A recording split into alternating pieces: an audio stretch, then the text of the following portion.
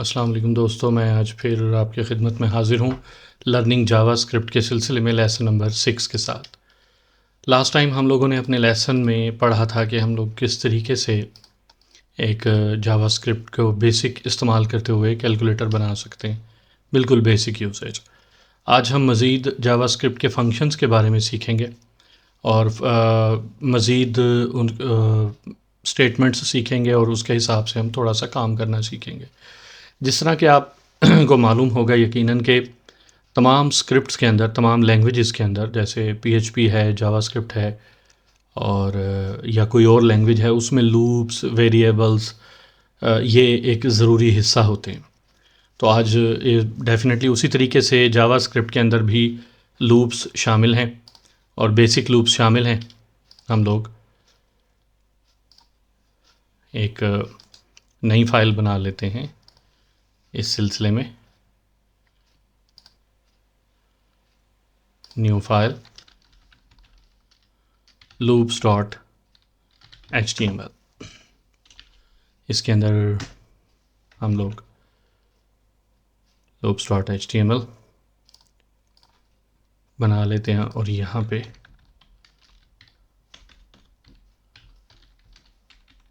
वो file open कर लेते हैं। अभी तक इस फाइल में कुछ भी नहीं, तो मैं स्क्रिप्ट का टैग लगाता हूँ ताकि जावास्क्रिप्ट के कोड्स इसके अंदर लिख सकूँ। हमारे पास नॉर्मली 2-3 किस्म के लूप होते हैं बेसिक। उस लूप का बस हमने कॉन्सेप्ट सीखना है इस लेसन के अंदर, जैसे while loop, for each loop. जो अरे हम लोगों ने अभी तक इस्तेमाल किए हैं उसके साथ हम लोग फॉर ईच लूप का इस्तेमाल कर सकते हैं। मगर अभी हम बेसिक लूप देखते हैं, जैसे कि फॉर लूप जिसको हम काउंटर लूप भी बोलते हैं। आप उसके साथ एक वेरिएबल असाइन कर देते हैं और वो वेरिएबल अपनी वैल्यू इंक्रीज़ या डिक्रीज़ कर सकता है और ड्यूरिंग लूप वो उस वैल्यू को इस्तेमाल कर सकता है। सिंपल इस्तेमाल हम लोग देखते हैं, जैसे कि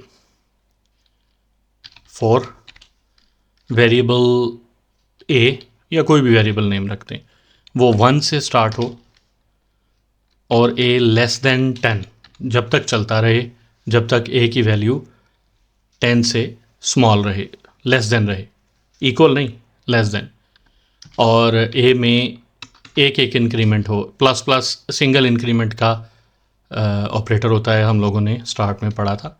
फॉर लूप की बॉडी ब्रैकेट से स्टार्ट करते हैं। अब इसके अंदर मैं console.log ए को वेरिएबल ए को डिस्प्ले करता हूँ।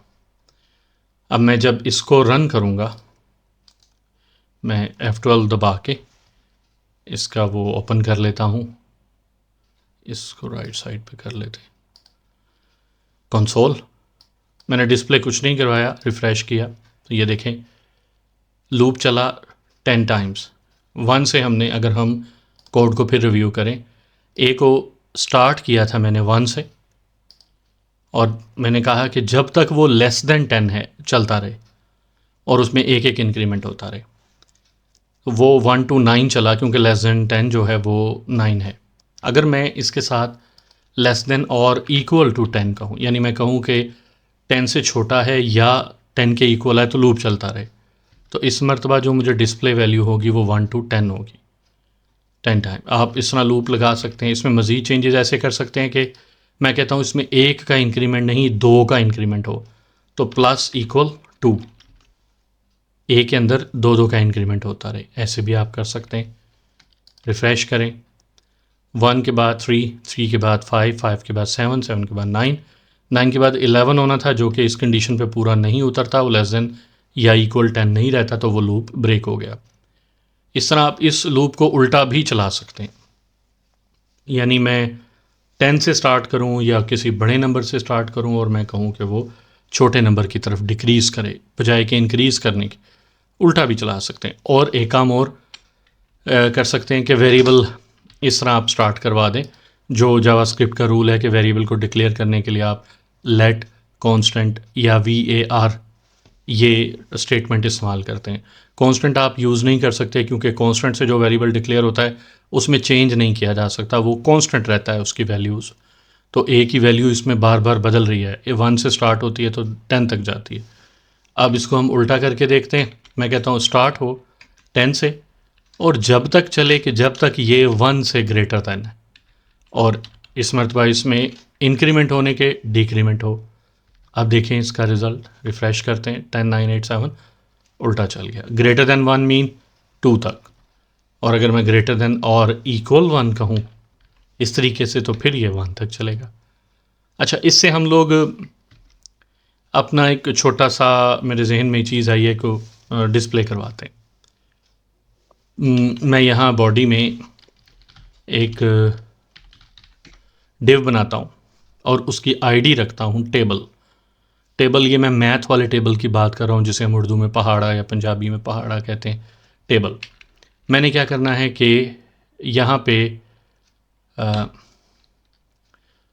ऑब्जेक्ट लिया, let table document dot get element by ID table. मैंने वो एलिमेंट उठा लिया डॉक्यूमेंट्स में से जिसकी आईडी टेबल है, यानी ये वाली डिव उठा ली और उसको वेरिएबल टेबल में रख लिया। अब अगर मैं कहता हूँ कि टेबल डॉट इनर HTML ए, जो ए मैं लूप करवा रहा हूँ, और इसको मैं वापस इस मरतबा 1 से स्टार्ट करवा के लेस देन और इक्वल टू 10 पे ले जाता हूँ और इंक्रीमेंट 10 10 कर देता हूँ। रिफ़्रेश करता हूँ तो सिर्फ मुझे लास्ट वैल्यू 10 नज़र आएगी। उसकी वजह यह है कि इसमें 1 भी लिखी गई थी, 2 भी, मगर वो लूप चलता रहा और वो हर मरतबा ओवरराइड होती रही। मैंने ओवरराइड नहीं करवाना, मैं चाहता हूँ कि उसी के अंदर इजाफा हो, तो मैं इसके साथ प्लस यानी कॉन्कैटिनेट कर देता हूँ। फिर आपको रिज़ल्ट कुछ इस तरह का आएगा, पहले 1, फिर उसके साथ ही 2, फिर उसके साथ ही 3, फिर 4, इस तरह 10 तक। अब मैं इसके साथ मैं कहता हूँ 1 के साथ कॉन्कैटिनेट हो जाए BR का टैग यानी लाइन ब्रेक का, तो कुछ इस तरह से नज़र आएगा 1 2 3 4 5 6 7 8 अप टू 10। और एक और चीज़, आजकल टेबल्स जो हैं वो 0 से लिखे जाते हैं। चलें मैं भी 0 से स्टार्ट कर देता हूँ। ओके, पहले मेरे साथ ए डिस्प्ले हो, ए के बाद टेबल लिखने का था कि कॉन्कैटिनेट करें क्रॉस का साइन, ये कुछ इस तरह का बना, ठीक है। फिर उसके बाद ओके, मैंने ये 0 1 2 3 तो वैसे शो करना है। फॉर एग्जांपल मैंने टेबल लिखना है 5 का टेबल लिखना है, तो मैं एक वेरिएबल और बना लेता हूँ टेबल नम, उसमें मैं लिख लेता हूँ 5, ऐसे करके। अब ये वेरिएबल में मेरा नम आ गया, तो मैं ये ए से पहले ए की जगह नम डिस्प्ले करता हूँ, तो ये इस तरह का रिज़ल्ट आएगा 5 बाय, और ये क्रॉस के साइन के बाद मुझे ए डिस्प्ले करना है। अब ये देखें 5 0, फिर इसके बाद इक्वल का साइन डिस्प्ले करना है, ये देखें, स्पेस दे देते हैं, और अब मुझे इनको मल्टीप्लाई करके यहाँ पे डिस्प्ले करना है। तो ब्रैकेट्स में नम मल्टीप्लाई बाय एक्स। अब देखें ये एक्स नहीं, सॉरी एक्स नहीं, ए, मेरा वेरिएबल ए है, एक्स नहीं। रिफ़्रेश करते हैं तो ये एक टेबल बन गया। अब मैं सिर्फ इसमें एक चीज़ चेंज करूँगा, ये नम की वैल्यू हम 1 से ही स्टार्ट कर देते हैं। नम की वैल्यू यानी मैं जो भी नंबर रखूँगा 10, ये उसका टेबल या पहाड़ा जो भी है वो बन जाएगा। इवन मैं डेसिमल में भी कोई वैल्यू लिख देता हूँ 2.5, तो उसका टेबल बन जाएगा। तो ये एक आप इस तरह टेबल बना सकते हैं, और टेबल का जो HTML टेबल के जो टैग्स हैं उसको भी आप इस्तेमाल कर सकते हैं इसके अंदर। इस टेबल को मज़ीद इम्प्रूव करने के लिए एक तो हम ये काम कर सकते हैं कि हमने एक टेम्पलेट स्ट्रिंग के अंदर सीखी थी कि इसको मज़ीद अच्छे तरीके से लिखने के लिए मैं टेम्पलेट का इस्तेमाल करता हूँ, जो कि टिक साइन के साथ स्टार्ट होती है, और फिर मुझे इतने सारे प्लस वगैरह नहीं डालने पड़ेंगे। मैं कहता हूँ पहले नम डिस्प्ले हो, ऐसे करके फिर प्लस का साइन, फिर एक्स और फिर ए इक्वल का साइन, इस तरीके से।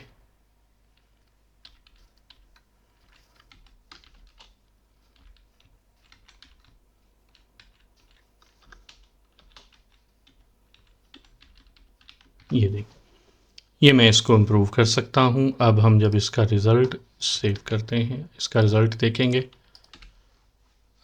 एक्स, मैं बार बार एक्स लिख लेता हूँ, बेसिकली ये ए है वेरिएबल। ये देखें, हमारे लिए एज अ डेवलपर इसको लिखना आसान हो गया। टेबल में कोई भी ले लेता हूँ, 13 का टेबल ले लेते हैं चलो। ये इसको अब अगर हम HTML के टेबल में लिखें तो ये ज़रा ज़्यादा खूबसूरती से हम इसको हैंडल कर सकते हैं। इसके अंदर मैंने टेबल का टैग पहले से लिख के रख दिया टिव के अंदर, और इसके इंक्रीज़ करते हुए TR TD /TD, फिर TDX /TD, फिर TD /TD, फिर TD,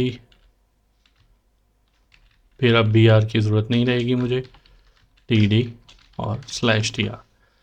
एंड में जब लूप ख़त्म हो जाए, टेबल डॉट इनर HTML, उसके अंदर /table यानी टेबल के टैग को क्लोज कर दें। रिफ्रेश। एक मैंने TR का टैग /TR का टैग किया है,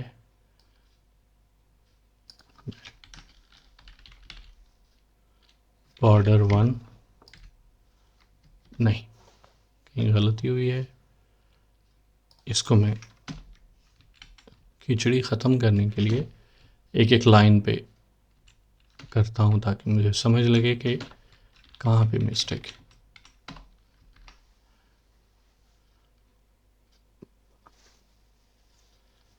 हाँ जी, ये टेबल का टैग नहीं लग रहा। ओके, ये टैग भी मुझे ऐसे लगाना होगा, टेबल डॉट इनर HTML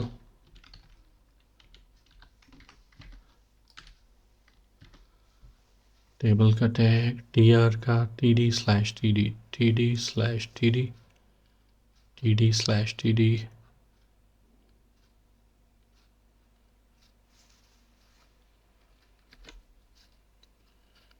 इसको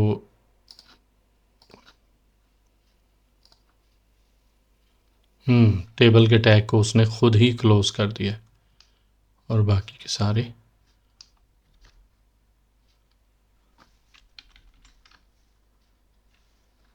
इस एलिमेंट का मैं आईडी चेंज करता हूँ जी। ये टेबल के टैग को ऑटोमेटिकली क्लोज कर रहा है, हालांकि हमने यहाँ पे सिर्फ टेबल का टैग लिखा है और उसको क्लोज नहीं किया। ये शायद जावास्क्रिप्ट का कोई फीचर है जो कि टैग को क्लोज कर रहा है।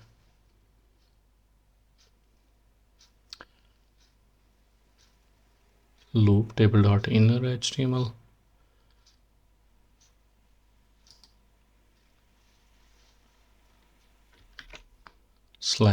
/table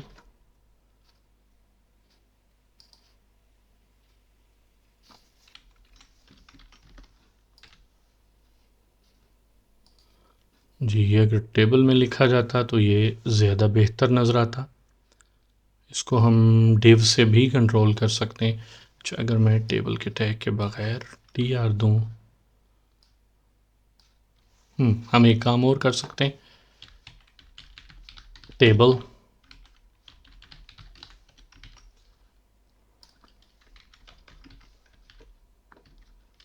refresh, yes. अब मैं इसको अगर बॉर्डर 1 लगाऊं तो ये इस तरीके से नज़र आएगा। हमें बॉर्डर 1 लगाने की ज़रूरत नहीं, हम CSS से इसको इम्प्रूव कर सकते हैं। Table border collapse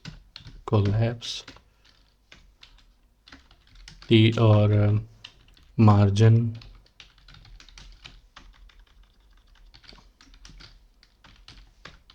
auto. TD के जितने टैग हैं उसको पैडिंग लगा देते हैं 5 पिक्सल। इस तरीके से आप टेक्स्ट अलाइन राइट और बॉर्डर 1 पिक्सल सॉलिड ब्लैक, ये आपका टेबल बन गया। तो इस तरीके से लूप का इस्तेमाल किया जा सकता है। कि सिंपल इस्तेमाल था जो मैंने आपको एक्सप्लेन कर दिया। इसके अलावा ये तो फॉर लूप एक टाइप का लूप है, इसको हम यहीं रहने देते हैं। हमारे पास वाइल लूप होता है।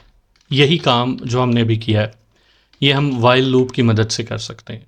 इसके लिए थोड़ा सा डिफरेंट करना पड़ता है। वाइल लूप में फ़र्क ये होता है कि वाइल में जैसे कि नाम से ज़ाहिर है वाइल मीन जब तक एक मैंने वेरिएबल जनरेट किया, उसकी एक्स उसका नाम रख लिया, उसकी इनिशियल वैल्यू रख दी मैंने एक्स, और वाइल में मैंने एक कंडीशन लगा दी एक्स लेस दैन 10। जब तक लूप चले जब तक x की वैल्यू 10 से छोटी है, और x को जो एक इंक्रीमेंट है वो मैंने इस लूप के अंदर करवाया। देखा जाए तो लॉजिक इसकी फॉर लूप वाली ही है तकरीबन। सिर्फ ये फ़र्क है कि उसमें इंक्रीमेंट होना, इनिशियलाइज होना और कंडीशन तीनों एक ही लाइन के अंदर थी। इसमें इनिशियल लूप से पहले है, कंडीशन सिर्फ वाइल लूप के अंदर है, और इंक्रीमेंट इसके अंदर है लूप के।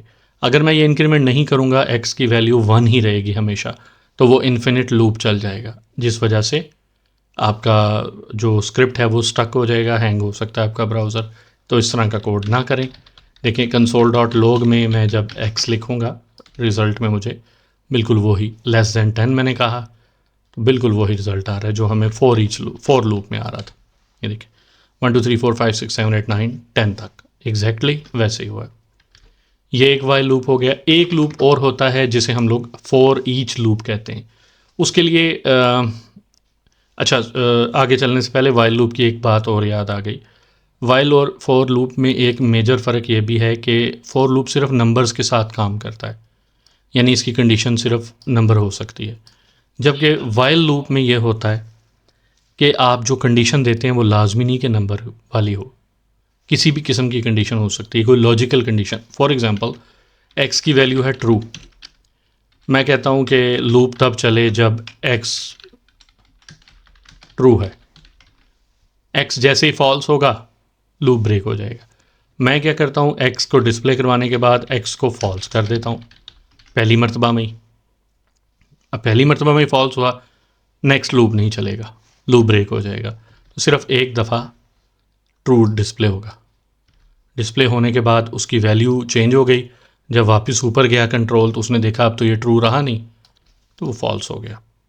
अच्छा, इस तरह मैं एक काम और भी कर सकता हूँ डिफरेंट, यानी कि मैं टाइम के साथ लूप लगा सकता हूँ कि जैसे ही टाइम 35 सेकंड पे पहुँचे, 10 सेकंड पे पहुँचे तो ये लूप ब्रेक हो जाए। इस तरह की डिफरेंट कंडीशन, नंबर के अलावा भी कंडीशंस लगाई जा सकती हैं। अब आते हैं फॉर ईच लूप की तरफ, जो तीसरा लूप है। फॉर ईच लूप जो है वो एक मैं अरे बनाता हूँ नेम्स। अच्छा, ये जो मैं वेरिएबल या अरे बनाता हूँ तो ये मैं कैपिटल रख देता हूँ, ये बिल्कुल लाजमी नहीं है। आप इसको जैसे सारा स्मॉल में लिखें या सिर्फ पहला इनिशियल कैपिटल कर दें या सारे कैपिटल कर दें। ये सिर्फ मकसद ये है कि ज़रा डिफ्रेंशिएट करने के लिए कि ये मैंने बनाया है, यूज़र डिफाइंड है। जो बिल्ट इन है वो तो एक अपने स्मॉल में होते हैं या केस सेंसिटिव होते हैं, वो ये मैंने बनाया। ये मैं एक अरे बनाता हूँ, इसमें मैं मुख्तलिफ नेम्स रख देता हूँ, जैसे शकील या सिटी नेम्स रख देते हैं। चलो, लाहौर, कराची, इस्लामाबाद, एबटाबाद, पेशावर, डिफरेंट मैंने नेम्स लिखे और एक नाम और कर देते हैं टक, कुछ भी। अब मुझे इस लूप में जितना भी डाटा है वो मुझे डिस्प्ले करवाना है टेबल के अंदर। लूप का नाम dot for each. For each में याद रखें ई कैपिटल, कि इसकी सेंसिटिविटी लाजमी है। और इसके अंदर फंक्शन की बॉडी, और फॉर ईच के अंदर यहाँ पर मैं कोई भी वेरिएबल नेम रख दूँ। अब जब लूप चलेगा तो जो एक एक वैल्यू है लूप की वो वेरिएबल नेम में डिस्प्ले होगी। अगर मैं इसे कंसोल डॉट लॉग नेम करूँ तो देखें इसका रिज़ल्ट मुझे कुछ इस किस्म का मिलेगा। ये तो वो ऊपर वाले लूप का रिज़ल्ट है, लाहौर, कराची, इस्लामाबाद। अगर यहाँ पे 1000 एंट्रीज़ भी होंगी अरे में तो यहाँ पे डिस्प्ले हो जाएंगी। उसी तरह आप इस डाटे को हम अपने डॉक्यूमेंट के अंदर टेबल में भी डिस्प्ले करवा सकते हैं। ये देखें, मैं एक टेबल और डिफ़ाइन करता हूँ। टेबल उसकी आईडी मैंने रख दी है CTs। चलो मैं लूप चलाया और मैं कहता हूँ कि document dot get element by ID cities dot inner HTML name, और फिर उसके साथ ही नेम से पहले हम टेम्पलेट यूज़ कर लेते हैं। TR का टैग TD के टैग में नेम, TR का टैग और TD का टैग बंद। ये देखें रिफ्रेश, टेबल हुआ, टेबल के अंदर डाटा डिस्प्ले हो गया। तो ये फॉर ईच लूप जो सा होता है वो आपके किसी ऑब्जेक्ट के ऊपर चलता है, वो कंडीशनल लूप नहीं होता। फॉर और वाइल लूप की तरह कंडीशनल लूप बिल्कुल नहीं होता। इस तरह अरे के साथ अभी तो हमने एक चीज़ देखी कि ये फॉर ईच लूप काम करता है। अरे के साथ और भी कुछ मेथड हैं फॉर ईच की तरह के जो कि काम करते हैं, जो कि बहुत यूज़फुल है। वो इंशाल्लाह हम नेक्स्ट लेसन के अंदर सीखेंगे। अगले लेसन तक के लिए इजाज़त दें। मुझे उम्मीद है आपको ये लेसन पसंद आया होगा और समझ भी आया होगा। जज़ाकल्लाह।